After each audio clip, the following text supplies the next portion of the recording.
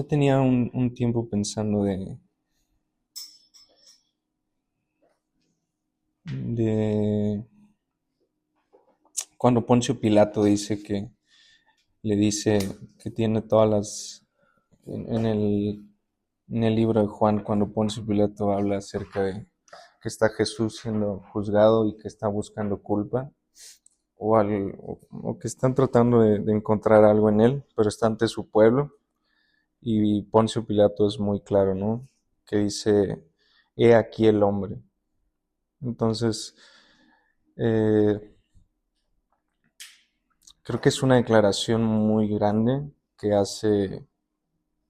utilizó Dios a través de Poncio Pilato para exaltar y para reflejar una verdad. Y, y de ahí venía, ¿no? Eh,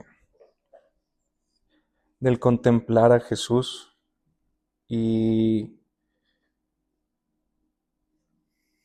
y venía, cuando digo aquí el hombre es Jesús, en ese momento estaba azotado, estaba destruido, o sea, físicamente, ¿no? Yo creo que también emocionalmente también tenía hambre, no había comido, no había dormido, sabía lo que le esperaba, pero justamente en ese momento la Biblia es clara cuando dice, he aquí el hombre.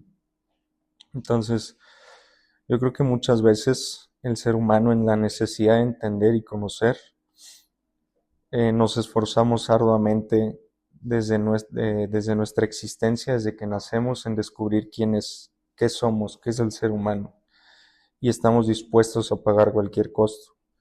Pero en ese esfuerzo a veces sin sentido, hemos puesto nuestra vista en el ser humano incorrecto que somos nosotros, y no en el hombre, no en el origen. Nos hemos parado enfrente al espejo para vernos a nosotros mismos y hemos decidido quitar los ojos de Jesús. Entonces, cuando veía esto, eh, dentro de la rehabilitación hay una terapia que se llama la terapia con espejo. Es para personas que están amputadas o personas que tienen un accidente cerebrovascular, donde pones un espejo, donde está el miembro sano y el miembro que ya no tiene, ya no, la extremidad que está amputada, ¿no? Entonces pones el espejo del lado del miembro sano, en el espejo se refleja el lado contrario, si pongo mi mano derecha se refleja el lado izquierdo. Entonces, la terapia, el efecto fisiológico de esta terapia es a través de ver el espejo, el reflejo del lado izquierdo. Entonces, pero es a través de unas neuronas que se llaman neuronas espejo. No sé si han visto la película de Karate Kid, con Jackie Chan y Jaden Smith, cuando van al templo y ve Jaden Smith ve al maestro del Kung Fu que está enfrente de la serpiente y se está moviendo el maestro y se está moviendo la serpiente. Después el niño quiere hacer lo mismo con su mamá, se le queda viendo y se empieza a mover y no puede. Pero después en la pelea se le queda viendo al otro y se empieza a mover y se mueve, ¿no? También es un poco el efecto que tiene, no sé si han escuchado que la gente dice que si quieres saber si alguien te está viendo que bosteces, y si la otra persona bosteza es porque te estaba prestando atención. Entonces, estas neuronas espejos se utilizan en ese tipo de terapia o está basado en ese tipo de terapia para poder reflejar en el cerebro lo que el lado izquierdo está haciendo. Entonces, dentro del campo de la neurociencia se descubre este tipo de neuronas y se activa cuando hacemos una acción y vemos cómo se realiza esta acción, ¿no? Aparte, este tipo de neuronas creen que, que tuvieron una importancia a la hora de desarrollar la cultura humana, porque a través de lo que veían las personas, les permitió imitar, aprender observando y también transmitir conocimiento entre generaciones. A través de ver cómo se hacían las cosas, muchas veces no entendías el porqué, pero simplemente lo ibas transmitiendo y se generaba una cultura, ¿no? O se generaban culturas o se compartían o se esparcían cultura. Entonces, en el ámbito de la rehabilitación, cuando una persona tiene un miembro amputado, tiene un tipo de dolor que se llama el dolor fantasma, que es dolor cuando ya no está la extremidad. pero como el cerebro tiene un mapa del cuerpo, tiene mapas del cuerpo, entonces si tú naciste con las 4 extremidades y te la cortan, aunque hacen el proceso de la operación, de la amputación, eh, en el cerebro sigue estando ese mapa del cuerpo completo. Entonces, es por eso que sigue, ese es el dolor, el signo más característico, el dolor fantasma. Pero también la persona puede sentir ardor, puede sentir comezón, puede sentir pesadez, puede sentir que mueve la pierna, pero ya no está, ¿no? Entonces, tomando esto en cuenta, cuando tú colocas el espejo, te tienes que concentrar en el lado que no está, en el lado, suponiendo en este ejemplo que no tengo la mano derecha, entonces el espejo tiene que estar del lado, reflejando la mano derecha en el espejo. Eso hace que se vea la mano izquierda y eso ha tenido efectos en poder generar una renovación, se llama neuroplasticidad, donde el cerebro le permite ese mapa que tenía, lo destruye y empieza a crear un nuevo mapa. Entonces, a través de sí, entonces tenemos la corteza motora que se activa como si el miembro amputado estuviera moviéndose. Las neuronas espejo responden a la acción que ven del lado izquierdo y el cerebro reorganiza los mapas corporales. Eso es la neuroplasticidad. El poder, es como una plastilina, tú la haces de una manera, pero después de que tú generas una acción, la plastilina se deforma y la puedes volver a hacer como tú quisieras. Entonces, la neuroplasticidad es eso, la capacidad del cerebro para cambiar, adaptarse y reorganizar sus conexiones neuronales a lo largo de la vida. Este dolor fantasma es la percepción que el cuerpo tiene, pero de una parte que ya no está, ¿sí? Ya no existe, solo existe en el cerebro. Entonces, ahí radica la importancia de centrar nuestra atención en el lado correcto. Porque realmente ya no existe eso, no debería de haber dolor si ya no existe. Es como si le ponen, no sé, es como este tipo de videos también donde a la gente engañan y le ponen como alguna manta, le cubren el brazo y ponen una mano de plástico y aplastan esa mano y el cuerpo responde como si fuera su mano, pero ellos tienen la mano en otro lado. Entonces, es algo que no existe, ese dolor no existe ya, ¿no? En este ejemplo, tomando en este ejemplo, es nosotros somos el lado amputado, o la carne sin Cristo es el lado amputado, algo que ya no existe. Y el espejo, el reflejo del lado sano, el reflejo del lado... Jesús es en este ejemplo donde yo no tengo mi mano izquierda, Jesús es el lado derecho, la mano derecha, pero el reflejo de Él a través del espejo es nuestra vida en Cristo. Si y mi mano amputada, o la que ya no está, el miembro que ya no está, era mi carne, era la forma en la que yo vivía sin Cristo. Ya no existe, ya no está, pero muchas veces la cabeza sigue generando patrones, pensamientos, formas de responder, de vivir, porque te sigues viendo algo que ya no está. Entonces no le permites a la cabeza generar esa neuroplasticidad para poder reflejarse a través y generar las adaptaciones correctas a través de la observación al miembro sano, ¿no? Pero aquí radica el tiempo, ¿no? El tiempo que pases contemplando el lado sano, ¿no? No solo es una vez, no solo es 2 veces, sino es una constante de estar contemplando el lado correcto del espejo. Entonces, el miembro sano, que es la nueva creación en Cristo, nos enseña cómo realmente vivir y comportarse como un ser humano, ¿no? Cuando lo vemos a Él el suficiente tiempo, empezamos a responder a lo que constantemente estamos prestando nuestra atención. La forma en la que vivimos es en respuesta a lo que contemplamos. ¿Por qué venía esto del espejo, esto de aquí el hombre? porque cuando Pablo habla en 2 Corintios 3:18, dice, pero todos nosotros con el rostro descubierto, contemplando como en un espejo la gloria del Señor, estamos siendo transformados en la misma imagen de gloria en gloria, como por el Señor, el Espíritu. Entonces,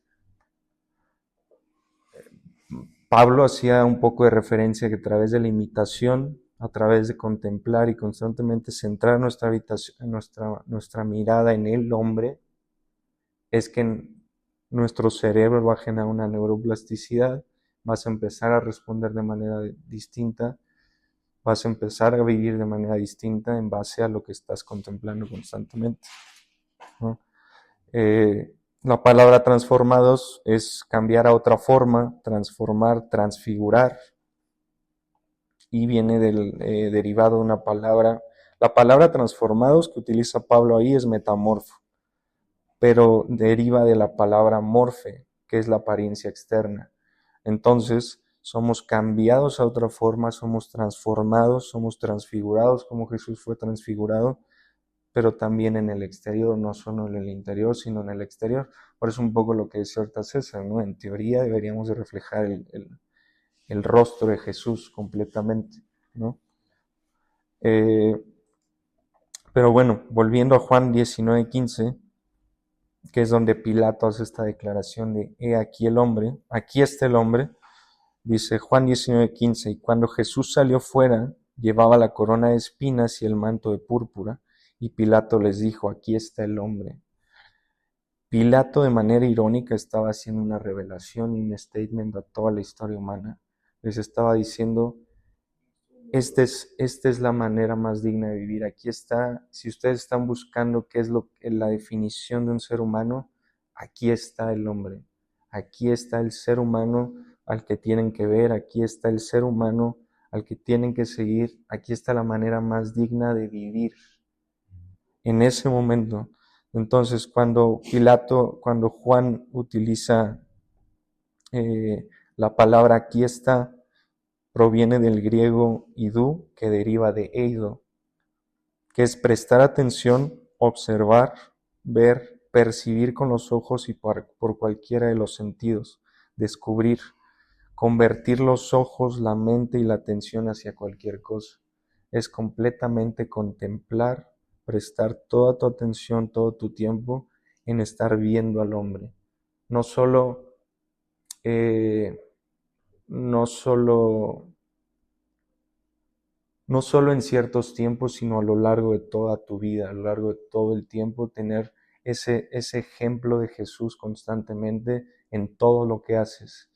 Por eso muchas veces la pregunta de qué hubiera hecho Jesús en esta situación, porque es tener en mente aquí está el hombre, es qué hubiera hecho Jesús en esto. Entonces, Pilato no solo mencionaba aquí está el ser humano, sino también el propósito cumplido de la voluntad de Dios a través del Hijo, que es la restauración y la redención de la imagen del ser humano ante Dios.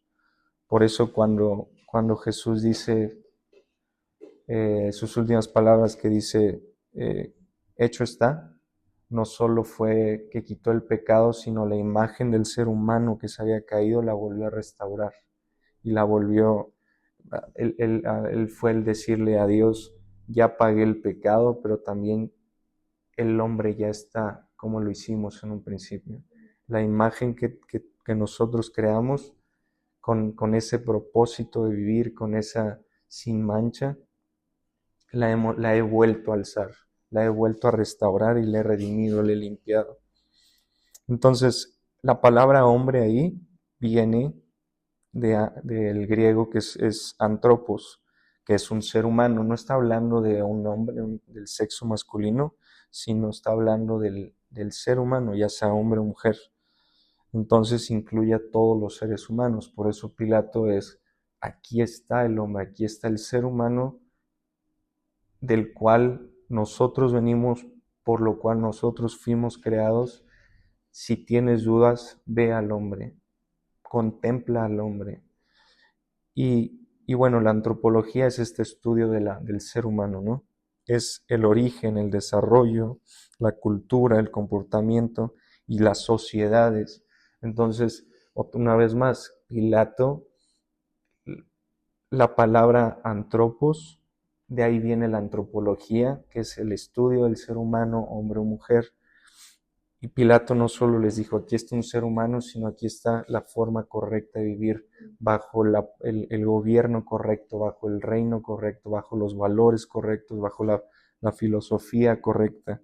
Porque si la antropología es una ciencia que estudia al ser humano desde su origen, su desarrollo, su cultura, su comportamiento y las sociedades a lo largo del tiempo, Pilato estaba enseñándoles, ¿quieres saber cómo ser un buen ser humano? Ve a Jesús. ¿Quieres saber cómo ser un buen amigo? Ve a Jesús. ¿Quieres saber cómo llevar una sociedad?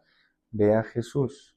¿Quieres saber cómo ser un buen ejemplo, ser un buen padre, madre? Ve a Jesús.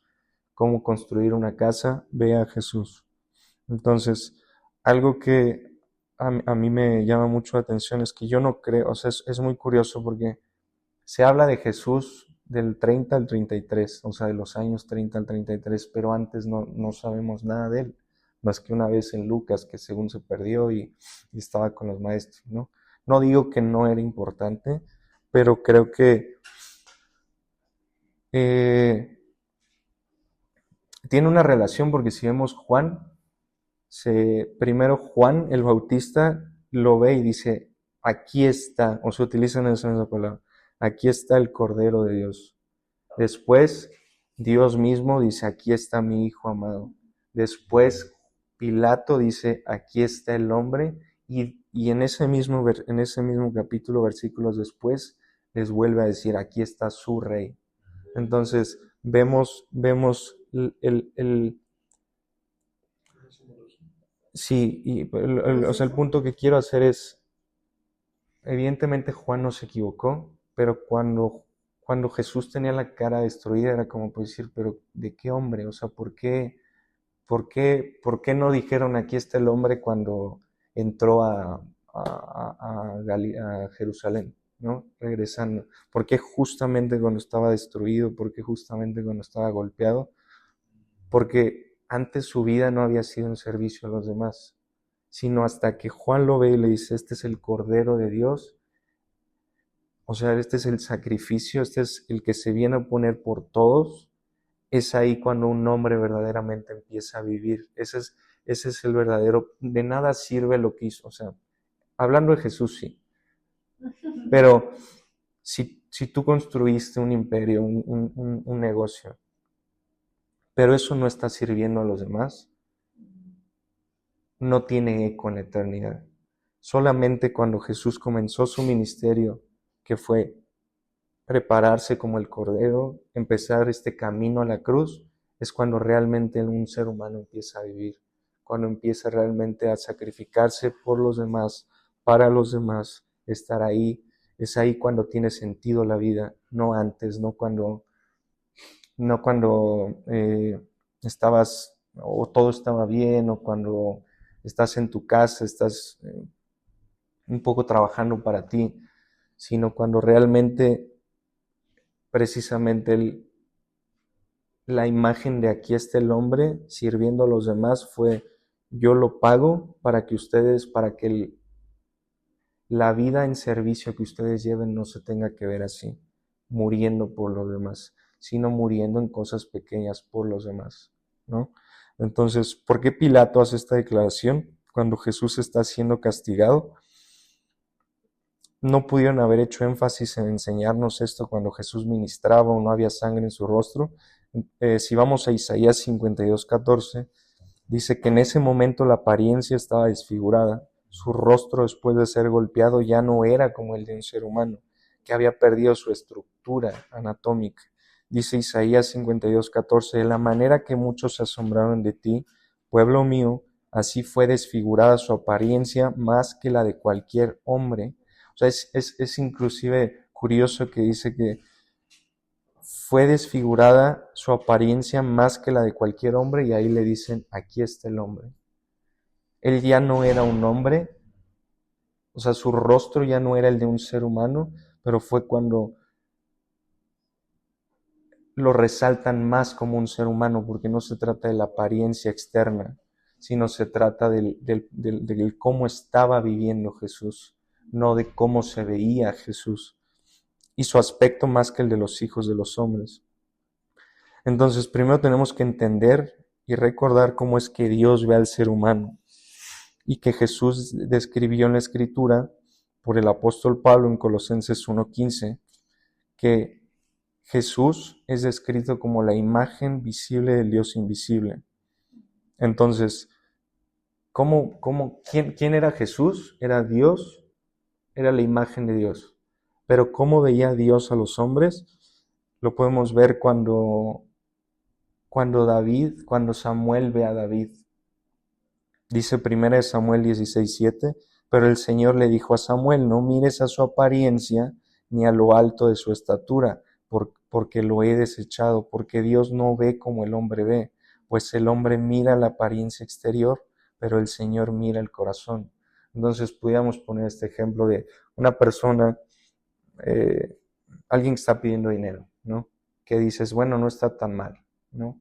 Sí, a lo mejor no tienen por la condición en la que vive, no hay higiene, tiene algún zapato roto, ropa rota, no ha comido, no sé, ¿no?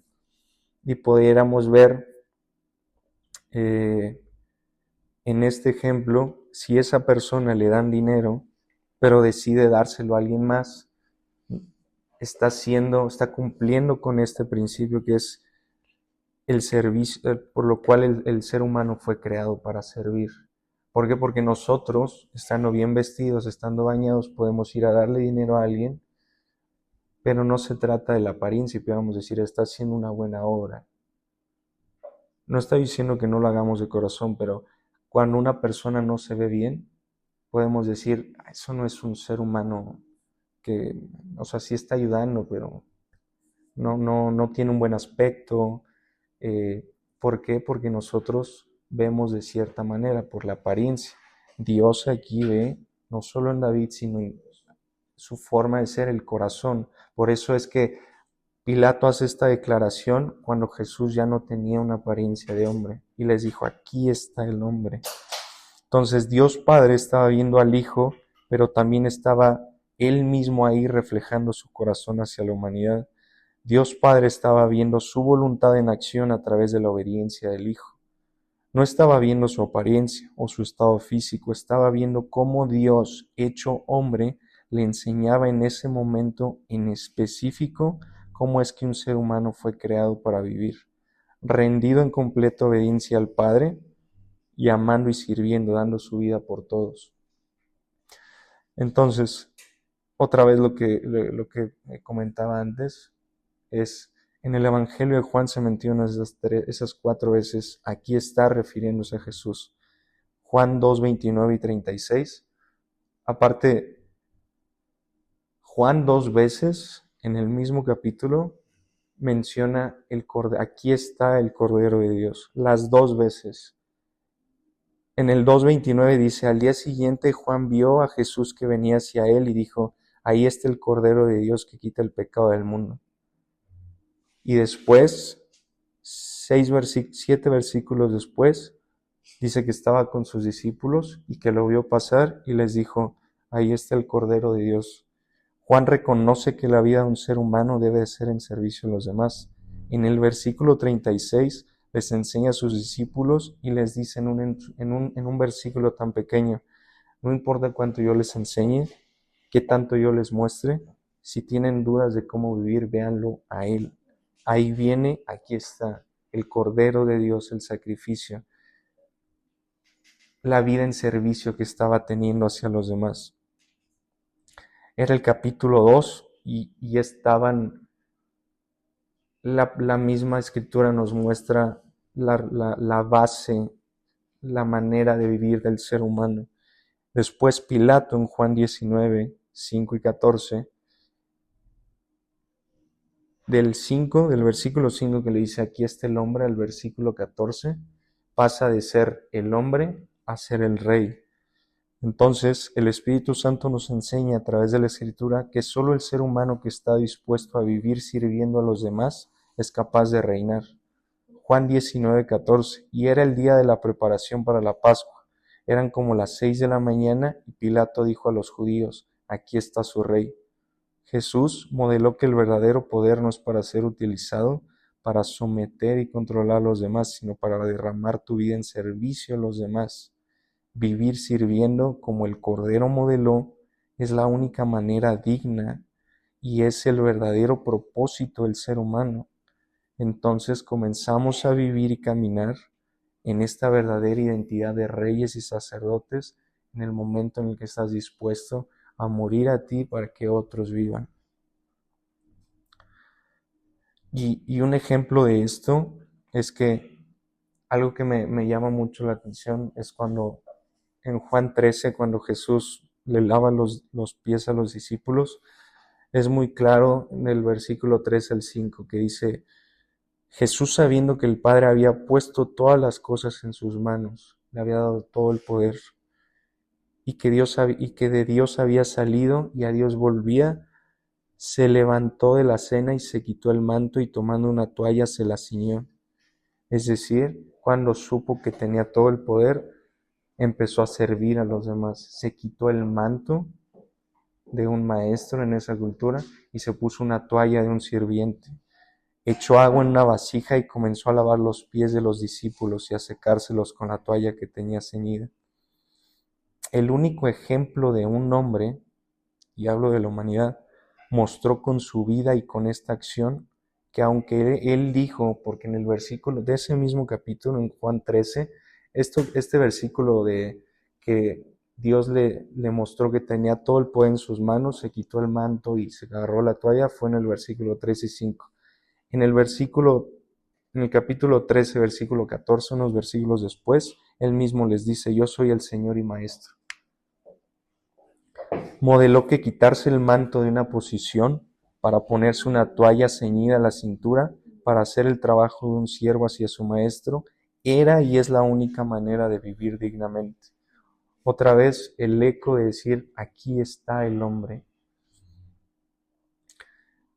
En ese tiempo quitarse, tener esta manta era la posición que le daba ante las personas que lo seguían, pero también le daba autoridad y poder sobre ellos. Es decir, si él decía, tráeme algo, pues se lo iban a traer.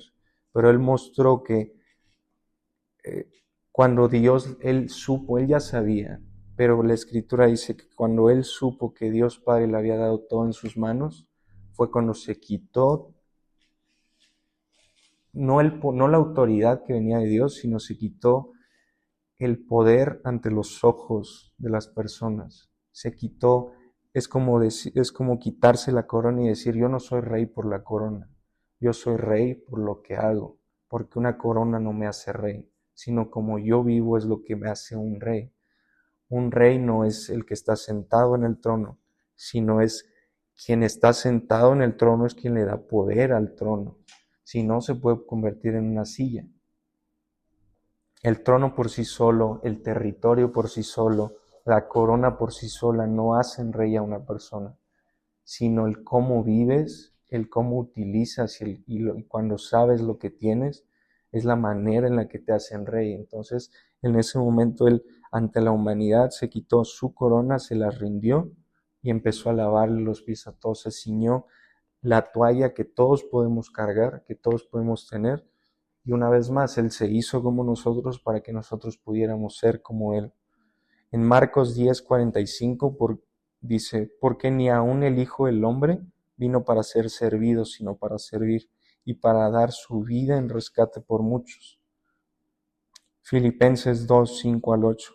Haya pues en ustedes esta actitud que hubo también en Cristo Jesús, el cual, aunque existía en forma de Dios, no consideró el ser igual a Dios como algo a que aferrarse, sino que se despojó a sí mismo, tomando forma de siervo, haciéndose semejante a los hombres y hallándose en forma de hombre, se humilló él mismo, haciéndose obediente hasta la muerte y muerte de cruz. Entonces, es importante que cuando Pilato hace esta declaración, y hablando de Pilato, y en este versículo que es en el que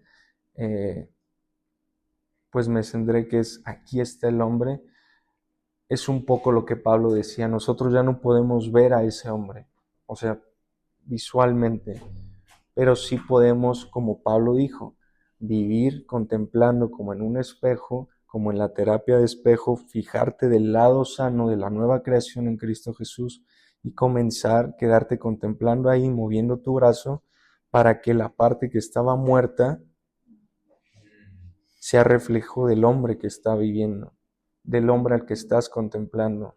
Ya no podemos verlo ahí. El pueblo lo estaba viendo y dice que aparte se acercaban y le decían salve rey, ¿no? Y luego le escupían o luego lo abofeteaban, ¿no? Entonces nosotros ya no podemos estar ahí para contemplarlo físicamente de esa manera, pero sí Pablo lo dijo, podemos ahora ser contemplados, podemos como en un espejo contemplar la gloria de Dios para ser transformados por el Señor, por el Espíritu. Entonces, ¿a quién estamos viendo? Es la importancia de saber a quién vemos, qué es lo que vemos, porque dice Hebreos 12:2, puestos los ojos en Jesús, el autor y consumador de la fe, quien por el gozo puesto delante de él soportó la cruz, despreciando la vergüenza y se ha sentado a la diestra del trono de Dios. Entonces, si vemos es un poco el proceso que vivió. Dice que quien por el gozo puesto delante de él soportó la cruz, despreció la vergüenza, pero después de la cruz y la vergüenza se sentó en el trono. Después de ser completamente golpeado y humillado, lo reconocieron como rey. Ellos estaban burlando, pero la verdad es que estaban haciendo una declaración a la humanidad y durante la eternidad, aquí está el rey. Entonces ya no solo era rey en el cielo, ante los ángeles o ante el reino, sino ya también en la tierra lo estaban reconociendo como rey. Entonces, puestos los ojos en, viene del griego aforao, que es para apartar los ojos de otras cosas y fijarlos en algo. Si vemos lo del espejo, es apartar los ojos del lado que ya no existe, del miembro que está amputado, y poder ponerlos en el lado correcto, que es en el lado sano, en el reflejo de Jesús, y deriva de dos vocablos, apo, que es apartarse fuera, es decir, lejos, en varios sentidos, en lugar, tiempo, relación, y orao, que es ver con los ojos, percibir, saber, familiarizarse con la experiencia, familiarizarse con la experiencia, experimentar, solamente a través de ver, de contemplar fuera de nosotros y verlo a Él, podemos experimentar y ser transformados para poder empezar a hacer las cosas que refleja Él, que refleja Jesús. Por eso, cuando Jesús fue transfigurado, reflejaba toda la gloria de Dios. Cuando Moisés fue transfigurado, reflejaba toda la gloria de Dios. Entonces es de suma importancia que entendamos nuestra responsabilidad de reajustar nuestra visión hacia Jesús continuamente, de tomar decisiones en un mundo que pelea y paga por nuestra atención. ¿Por qué? Porque si nos metemos un poco lo que decía el viernes, ¿no? Que tú preguntabas, ¿a poco salen estresados de ver redes sociales? Pues sí, porque ves muchos hombres, o sea, ves muchos seres humanos donde uno se está levantando a las 5 de la mañana a hacer ejercicio, donde otro a las 5 de la mañana ya leyó un libro, donde otro, no sé, a las 5 de la mañana ya meditó, o inclusive el mismo contenido cristiano, donde a las 5 de la mañana ya se levantó a orar, ya leyó su Biblia y ya está listo para empezar su día. Cuando tú te levantas a las 9 y lo estás viendo en el baño. Lo estás viendo en el baño, o lo estás viendo cuando desayunas, o estás viendo otro tipo de filosofías, o otro tipo de sí, o inclusive, ¿no? No forzosamente algo, como de algo de contenido eh, que te ayuda a transformar tu vida, sino puedes estar viendo cualquier cosa, ¿no? Alguien que está viajando. Entonces, es por eso importante reajustar la vista de qué es lo que vemos y hacia qué reflejamos. Por eso es por eso que cuando Jesús es bautizado en el Evangelio de Mateo, capítulo 3 del 16 al 17, Dios hace una declaración al mundo: este es mi Hijo amado, en quien tengo complacencia. Dios le estaba diciendo a la humanidad: vean y fijen su atención en mi Hijo, lo he enviado para que a través de verlo puedan aprender a vivir.